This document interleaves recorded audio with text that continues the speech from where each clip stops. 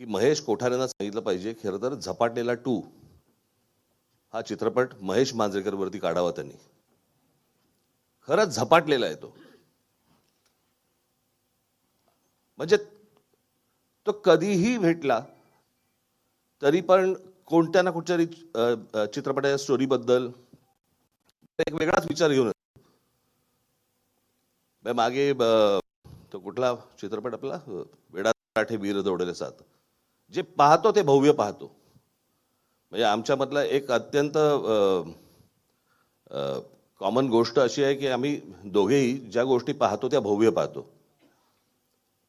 आणि शिवाजीराजे भोसले बोलतोय हा पहिला चित्रपट हा मुंबई, ठाणा, पुणा, नाशिक वगैरे या सगळ्या शहरांसाठीचा होता. हा चित्रपट ग्रामीण महाराष्ट्रासाठीचा आहे. आणि त्या महाराष्ट्राबद्दलच्या संवेदना जाग्या असल्याशिवाय असे चित्रपट घडत नाहीत. आणि आज शेतकऱ्यांबद्दलच्या अशा प्रकारे शेतकऱ्यांबद्दलचा विषय, शेतकरी आत्महत्याबद्दल यांच्याबद्दलचा विषय हा अशा प्रकारे मांडणं हा एक धाडस आणि वेगळाच विचार आहे. तो वेगळाच विचार करत असतो.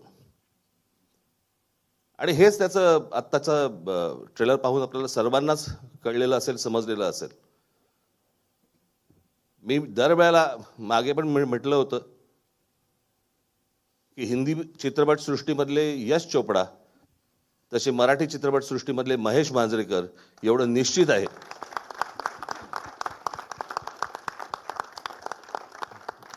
आणि याही चित्रपटाला मला असं वाटतं महाराष्ट्र प्रचंड उचलून धरेल अशी मला पूर्णपणे खात्री आहे.